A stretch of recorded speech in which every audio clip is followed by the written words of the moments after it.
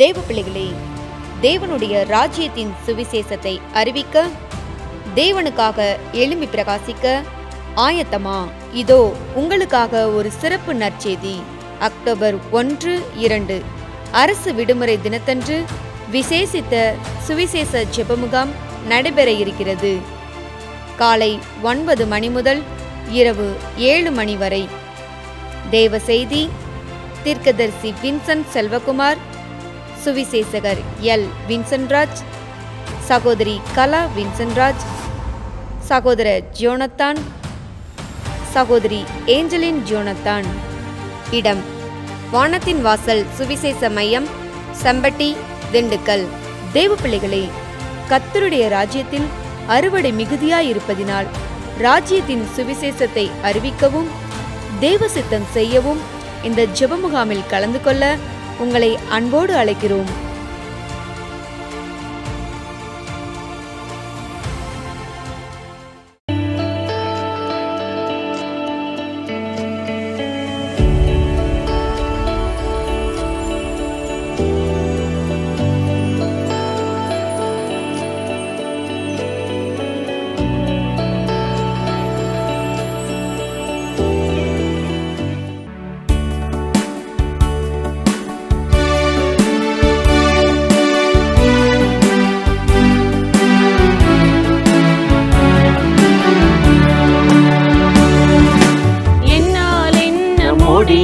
அப்பா உம்மால் எல்லாம் முடியும், என்னால் என்ன முடியும்? அப்பா உம்மால் எல்லாம் முடியும். உம் கரத்தினாலே ஆகாதது ஒன்று கூட இல்லை ஏசப்பா. உம் கரத்தினாலே ஆகாதது ஒன்று கூட இல்லை ஏசப்பா. என்னால் என்ன முடியும்? அப்பா உம்மால் எல்லாம் முடியும். என்னால் என்ன முடியும்? அப்பா உம்மால் எல்லாம் முடியும்.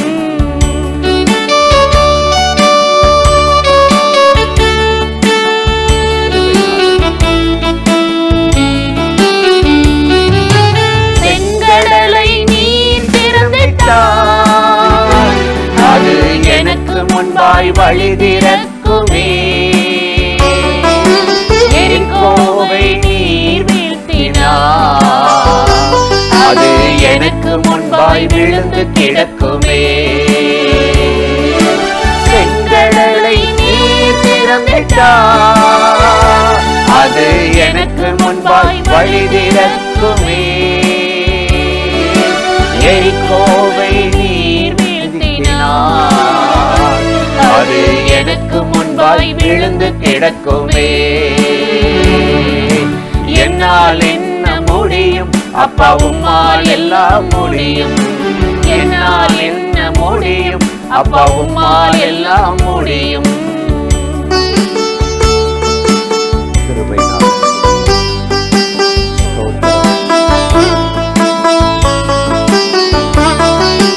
காற்றை நீர் கடிந்து கொண்டாலே அதன் சீற்றமெல்லாம் அமைதியாகுமே. கொந்தளிப்பை நீர் அமர்த்தினார் அது அமைதியாகி அடங்கி போகுமே. காற்றை நீர் கடிந்து கொண்டாலே அதன் சீற்றமெல்லாம் அமைதியாகுமே. கொந்தளிப்பை நீர் அதட்டினார் அது அமைதியாகி அடங்கி போகுமே. என்னால் என்ன முடியும்? அப்பா உம்மால் எல்லாம் முடியும். என்னால் என்ன முடியும்? அப்பா உம்மால் எல்லாம் முடியும்.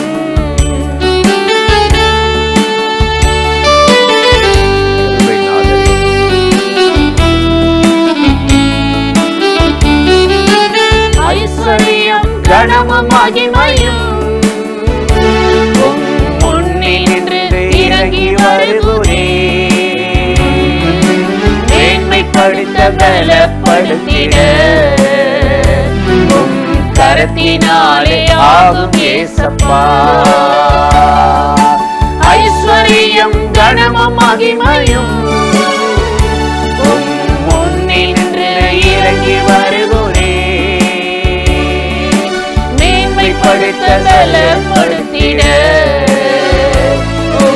கரத்தினாலே ஆகும் ஏசப்பா. என்னால் என்ன முடியும் அப்பா உம்மால் எல்லாம் முடியும். என்னால் என்ன முடியும் அப்பா உம்மால் எல்லாம் முடியும். உம் கரத்தினாலே ஆகாதது ஒன்று கூட இல்லை ஏசப்பா. உம் கரத்தினாலே ஆகாதது ஒன்று கூட இல்லை ஏசப்பா. என்னால் என்ன முடியும் அப்பா உம்மால் எல்லாம் முடியும். என்னால் என்ன முடியும் அப்பா உம்மால் எல்லாம் முடியும். பிரியமானவர்களே, ஆண்டவராகிய இயேசுவின் நாமத்தினாலே இந்த காலை நேரத்தில் இந்த இயேசுவை தினம் பார்ப்போம் என்ற இந்த நிகழ்ச்சியின் மூலமாக உங்களை சந்திப்பதில் மிகுந்த மகிழ்ச்சி அடைகிறேன். கர்த்தர் நல்லவர், கிருபையும் இரக்கமும் நிறைந்தவர். இந்த நாளிலும் கட்டாயம் உங்களை ஆசிர்வதித்து நன்மையாலே இரக்கத்தாலே முடிசூட்டி நடத்துவார். என்றும் கூட ஒரு வசனத்தை உங்களுக்கு ஞாபகப்படுத்தி சில காரியத்தை சொல்லி ஜெபம் பண்ணுவது நல்லது என்று உணர்ந்தேன். புலம்பல் 3:24 நாம் வாசித்து பார்த்தால், கர்த்தர் என் பங்கு என்று என் ஆத்துமா சொல்லும். எவ்வளோ ஒரு அருமையான வார்த்தை இல்லை? கர்த்தர் என்னுடைய பங்கு அப்படின்னு சொல்லப்படுது. இதை இன்னொரு மொழிபெயர்ப்பில் சொத்து, இந்த பூமியில் எனக்கு சொத்து அவர் தான். எவ்வளோ ஒரு அருமையான வார்த்தை. நமக்கு யார் இல்லை, சொந்தம் இல்லை, சொத்து இல்லை, வீடு இல்லை, வசதி வாய்ப்பு இல்லை, எது இருந்தால் என்ன, இல்லாமல் போனால் என்ன, கர்த்தரின் பங்கு என் சொத்து என்று கர்த்தருடைய வேதம் நமக்கு ரொம்ப அருமையாய் சொல்லுகிறது. தாவீதுனுடைய வாழ்க்கையை பார்த்தீங்கன்னா, பெரிய ராஜா, இஸ்ரவேல் தேசத்துக்கு ராஜா, யூதா தேசத்துக்கு ராஜா. அவன் எவ்வளவோ இராணுவ வீரர்கள், யுத்த வீரர்கள், குதிரை படைகள், எவ்வளவோ வெள்ளியும் பொண்ணும் அதிபதி மன்னராக இருக்கிறான். ஆனால் ஆண்டவருடைய சமூகத்தில் போகும்போது அதெல்லாம் ஒரு குப்பையாக எண்ணிட்டு கர்த்தரை நோக்கி சொல்லுகிறார். சங்கீதம் 16:5 கர்த்தரின் பங்கு, அவரே என் உரிமை சொத்து, நேர்த்தியான இடத்தில் எனக்கு பங்கு கிடைக்க செய்கிறார் அப்படின்னு சொல்கிறார். எவ்வளோ உண்மை இல்லை? கர்த்தர் தாங்க என் சொத்து, பங்கு. இந்த பூமி அல்ல, பதவி அல்ல, வசதி வாய்ப்பல்ல, கர்த்தரே என் பங்கு. சரியான இடத்துல, இந்த தேவ சமூகத்தில் நான் ஒவ்வொரு நாளும் உறவாடவும் ஜெபிக்கவும் கர்த்தரனை ரட்சித்தாரே, அதை நினைத்து அவர் சந்தோஷப்பட்டு என்ன செய்கிறாருன்னா கர்த்தரை துதிக்கிறார், பாடுகிறார். எனக்கு அருமையானவர்களே, உலகத்தில் மனுஷன் எதை வேண்டுமானாலும் சம்பாதிச்சிடலாம், வாங்கிடலாம். இந்த தேவ சமூகத்தை அனுபவிக்கிறது ரொம்ப லேசான காரியம் இல்லை. அதுக்கு நம்ம ஒரு விலைக்கிரயம் செலுத்தணும், தேவனை தேடணும், உலக மாயைகளை விட்டுட்டு கர்த்தரை நாடணும். ஆண்டவர் சொல்றார்ல மார்த்தாளை பார்த்து, மார்த்தாளே மார்த்தாளே, பற்பல காரியங்களை பற்றியே நீ கவலைப்படுற, வேலை வேலை வேலை வேலைன்னு ஓடுற, பணம் பணம்னு ஓடுற, தேவையானது ஒன்று. லூக்கா 10:42 மரியாள் தன்னை விட்டு எடுபடாத நல்ல பங்கை தெரிந்து கொண்டார். நல்ல பங்குன்றார். அது என்ன நல்ல பங்கு அப்படின்னா, வேதத்தில் சில பங்கு சொத்த தேவன் அவருடைய பிள்ளைகளுக்கு வச்சிருக்கிறார். நாம் வாசித்தால் எபிரேயர் 12:10 சொல்லுகிறது, பரிசுத்தத்தில் நாம் பங்கு பெறும் பொருட்டு அவர் நம்மளை சிட்சிக்கிறாராம். முதல் பங்கு நமக்கு எதில் இருக்குது தெரியுமா? பரிசுத்தம். பரிசுத்தம் இல்லாமல் தேவனை யாரும் தரிசிக்க முடியாது. இருதயத்தில் சுத்தம் இருந்தால் தான் அவரை தரிசிக்க முடியும்னு அவர் சொல்லியிருக்கிறார். அவரை எப்படி வேணுமானாலும் நான் பின்பற்றிட்டு எனக்கு அவர் ஆசீர்வாதம் வேணும்னா கொடுக்க மாட்டார். நம்மை ஆண்டவர் கண்டித்து தண்டித்து சிற்றிக்கிறார், சீர்படுத்துகிறார், திருத்துகிறார். ஏன்? எதுக்கு? நீங்கள் அவரை மறந்துடக்கூடாது, ஆடம்பரத்தில் மூழ்கி போயிடக்கூடாது, சுகபோகமாக வாழ்ந்து உயிரோடு செத்து போயிடக்கூடாது. உங்களுக்கு எல்லாம் இயேசுவாக இருக்கணும். இன்றைக்கி சொல்லுவாங்க பாடெல்லாம் கிடையாது, உபத்திரம்லாம் கிடையாது. சொல்கிறவங்க ஏசி ரூமில் உட்காந்துக்கிட்டு சொல்லுவாங்க. ஒரு ஊழியம் சுவிசேஷம் பண்ண மாட்டாங்க. வேணும்னா அவங்க பணத்தை திரட்டிட்டு ஊழியம் பண்ணலாம், அது வேறு. அது வேறு. அது இல்லை, நம்ம போய் இந்த இயேசு அறியாத ஜனங்களுக்கு சொல்லி அது நிமித்தம் வருகிற எதிர்ப்புகள், ஏளனங்கள், பேச்சுகள், பாடுகள், பாரம் எடுத்து ஜெபிக்கிற காரியங்கள் தான். இது நிமித்தம் வருகிற எதிர்ப்பு பாடுகள் நம்மளை பரிசுத்தத்தில் பங்குள்ளவர்களாக மாற்றுமா? இன்றைக்கி நம்ம வாழ்க்கை எப்படி இருக்குது? இந்த பரிசுத்தத்தில் நமக்கு ஒரு பங்கு இருக்கா? கிறிஸ்துவின் சிந்தை இருக்கா? தொடர்ந்து வேதத்தை வாசித்து பார்த்தீங்கன்னா எபிரேயர் 3:1 சொல்லப்பட்டிருக்கு, பரம அழைப்பின் பங்குள்ளவர்களாகும்படி, பரம அழைப்புக்கு, நித்தியத்துக்கு பங்குள்ளவர்களாகும்படி நம்மளை முன்குறித்திருக்கிறாரா? இப்படி வேதம் சொல்லுது.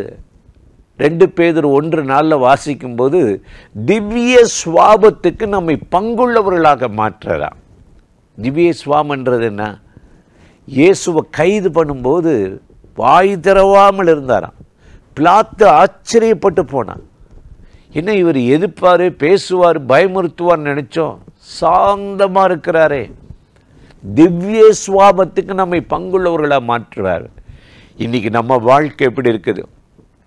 வேலை செய்கிற இடத்துல, பிஸ்னஸ் பண்ணுற இடத்துல, ஊழியம் செய்கிற இடத்துல, குடும்பத்தில் நம்ம சாட்சி இன்றைக்கி எப்படி இருக்குது? ஆண்டவராகிய தேவன் நம்மை ஆராய்ந்து அறிந்திருக்கிறார். இன்றைக்கு இந்த காலை நேரத்தில் இந்த நிகழ்ச்சியில் இணைந்து இந்த வார்த்தைகளை கேட்டுக்கொண்டிருக்கிற எனக்கு அருமையான சகோதர சகோதரிகளே, இந்த இரவு, இந்த காலை வேளையில் ஆண்டவராகிய தேவன் உங்களை அற்புதமாக ஆசீர்வதித்து அவருக்கு பங்குள்ளவர்களாக என் ஆத்துமா சொல்லும் கர்த்தர் என் பங்கு என்ற வார்த்தையின்படி இந்த நாளில் உங்களை ஆசீர்வதித்து அற்புதமாய் நடத்தப் போகிறார். அந்த தேவாதி தேவனை நோக்கி நாம் இப்பொழுது ஜெபிப்போமா? அன்பும் இரக்கமும் கிருபையும் நிறைந்த நல்ல ஆண்டவரே, இந்த ஆசீர்வதிக்கப்பட்ட நாளுக்காக, நேரத்துக்காக, கிருபை இரக்கங்களுக்காக உமக்கு நன்றி. இப்பொழுது யாரெல்லாம் இந்த நிகழ்ச்சியில் இணைந்து கர்த்தர் என் பங்கு, எனக்கு இன்னும் அவருடைய பரிசுத்தத்திலும் திவ்ய சுவாபத்திலும் பரம அழைப்பிலும் எனக்கு பங்குள்ளவர்களாக நான் மாறன்னு சொல்லி ஜெபிக்கிறார்களோ அத்தனை பேரை இன்றைக்கு ஆசீர்வதித்து உங்கள் நன்மையாலும் கிருபையாலும் திருப்தியாக்கி நடத்தும். இந்த நாளில் அவர்கள் செய்கிற ஒவ்வொரு காரியத்திலும் உம்முடைய கிருபை கூட இருந்து அற்புதமாய் நடத்தட்டும், ஜெயத்தை தரட்டும். இயேசுவின் நாமத்தில் வேண்டுகிறோம் பிதாவே. ஆமேன், ஆமேன்.